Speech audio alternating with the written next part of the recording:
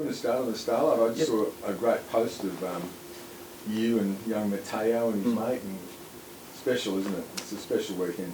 It is. It's something that's far bigger than footy, and the reach and the impact that we can have as a football club and as individuals is it's pretty special, and it's something that I and the group don't take lightly, and I'm very proud to be an ambassador for Starlight and to be able to have the opportunity and the privilege to be able to go into these hospitals and see these families and kids at sometimes at their worst, and when they're going through the hardest things they've ever gone through, and something that I couldn't imagine going through, and for them just to be able to, for us to be able to put a smile on their face and just create a little bit of light in their day, it's incredibly rewarding for us, but I think it has a big impact on them as well. And this week, we're very lucky to be able to be a part of it, and the fans get around it. It's an incredible game, and to be able to see the kids after the game on the field, it just makes their week, makes their day, makes their life. It's just incredible to see the impact it has. So we're very privileged, and Matteo's he's a good one. He's had his little brother today. He introduced him in front of the group. It's a pretty brave kind of thing to be able to do, and stand in front of all the playing group and the staff and be able to introduce your brother. But you could see the love and how proud he was of what his brother's been through. And Matteo will be able to run out with us on the weekend, which is going to be pretty cool. I get to tell him at lunch today. So Uno is his favourite game, and so we're going to play a game and surprise him that way, which is I'm pretty excited for. It's a whole club thing too. That's what I like as well. Everyone's in on, aren't they? At Fremantle. Yeah, the amount of beanies you'll see, the Starlight beanies and the support. Erin upstairs, she does a mountain of work organising us ambassadors to be able to go to the hospitals every couple of weeks and be able to have a consistent touch point with the Starlight Express room in the hospital, and the amount of work she does to be able to organise us. We've got some pretty chaotic and ever-changing schedules, so we're pretty tough to lock down, but she does a great job, and be able to coordinate with the hospital and get these kids here and the families. It's an incredible job, and it's whole of club, and they do a lot of work, and we're just the kind of guys that get to have a bit of an impact on the kids and see them at various stages, but the people upstairs and the people working with the hospital do the most work. You ready for the tagging questions now? Let's go. Yeah.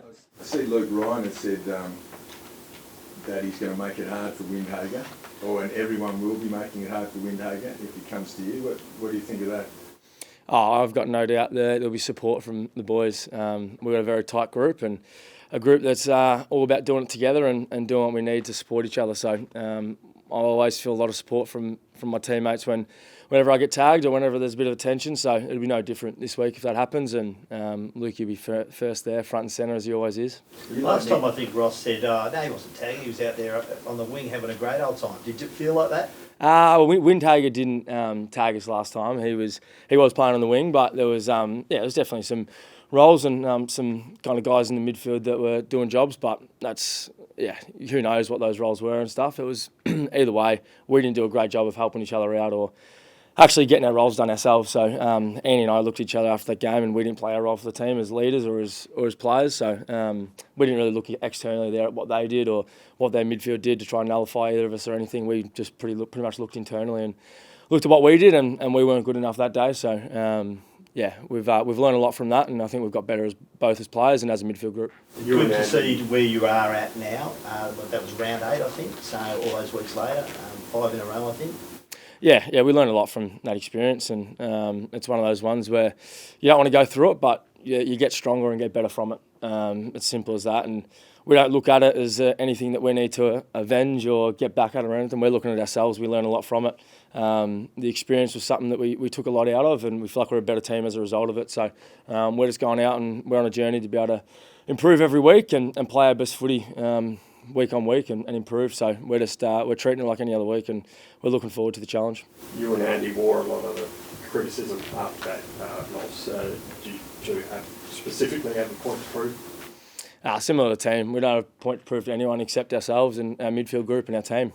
We let the team down in that kind of game, and not from a point of view of touches or kicks, marks, clearances, whatever it was. It was just the way that we committed to the way we wanted to play, and we pride ourselves on being able to play our role for the team, whatever that looks like. And if either of us get tagged, it might not be getting 35 touches. It might be playing our role at the stoppage, playing our role in transition, doing what we need to do, pressuring, doing all the team acts that we talk about all the time. And if I do that, I know that I can look my teammates in the eye and the coaches in the eye and say I've played my role, and every single bloke in our team can do that as well. So that's going to be our focus this week. It's not going to be about how many touches we can get and trying to dominate the stat sheet or kill it that way. It's going to be playing our role for the team. And if that results in stats or if that results in clearances, whatever it is, then great. But if not, I know I'm going to go out there and play my role for the bloke next to me. Can you give us a little insight, Caleb, into how you and Andy can sort of turn that tag into an advantage for the team? I'll keep him close to the chest, but it's pretty heavily just embracing the tag is the first and foremost. Like, we go in expecting it. Doesn't happen, then it doesn't happen. But if we go in trying to avoid it or hoping it doesn't happen, then you're a loss already before you even start. So we'll both go in expecting heavy attention. If it doesn't happen, then sweet, we'll support the other one or kind of adjust to whatever they're doing. But if it does, then we're ready for it. And that's a mentality piece. That's the biggest part of it, in my opinion, and not diverting from the way you want to play. Not letting them dictate your game, not letting them dictate the way you run, the positions you get to, the role you play for the team. It's keeping it really simple. And then from there, if it's really challenging, then you go to the levers you can pull around stoppage and the team things that we'll work on and the strategies. But first and foremost, you've got to embrace it and stick to your guns. Are you like Nick Riewoldt, though? Do you study Windhager and where he goes and what he does? Oh, it'll definitely be vision watch, yeah. Yeah, I'd be lying if you don't prepare for what that might happen, and that's part of embracing it. You're ready to go. You got your arm with different things that you want to go to if this happens or if that happens. And yeah, I'll watch plenty of vision and have a look at it and be prepared. But like I said, it's about preparing for what he's going to do, but also knowing what I'm going to do and really just coming back to my game and my role for the team. Nick did say he sort of makes it obvious to what's happening. Is that a good tactic, do you think? Like from an umpire's perspective, to sort of be really sort of illustrative as to what's going on and sort of draw attention to it? Yeah, it can. It's an interesting one. I think the umpires know.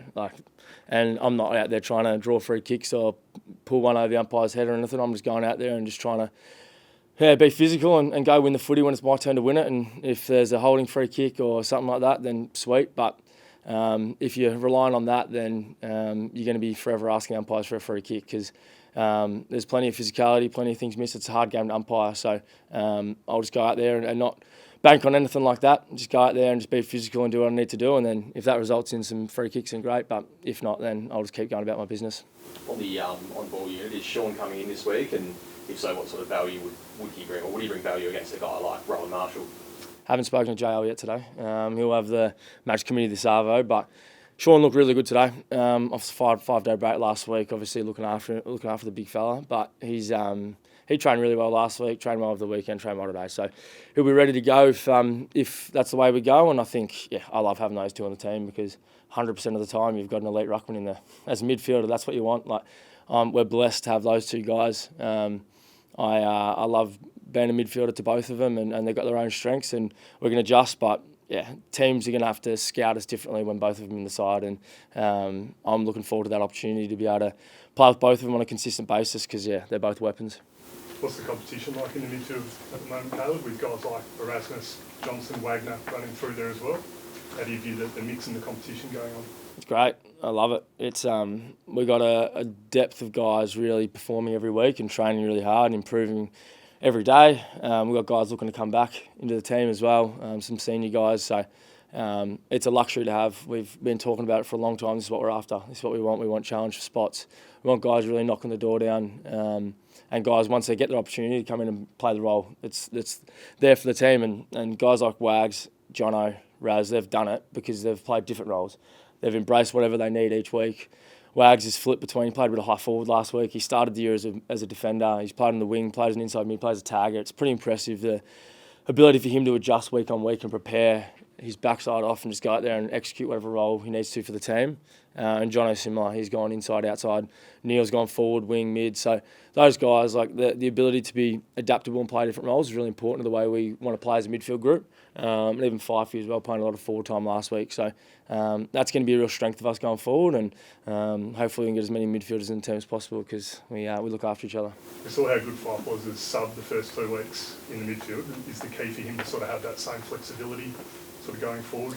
Yeah, I'm not sure. His body's feeling really good, and he's continued to build. I think it's just a week by week basis and seeing where he's getting to because, I think him fully fit and fully available is still a key part of our best 22. And whatever that role is, whether it's high forward, deep forward, midfield, spitting through all three. What he brings from a leadership point of view on field is great as well. He's a wise, calm head. When I guess we're getting challenged, and he can be really calm and composed. So he adds a lot of different things to our team from a role play point of view and as well as leadership. So I still think he's in our best 22, and I think he'll just keep building week on week because he missed a lot of footy. He's coming from a long way back. So I think what he's shown so far is awesome, and he's only going to get better, which is great for us. Would you like to see, sorry, one more time. Would you like to see Jger come in this week on the team sheet? Another big body? Love playing with Jger.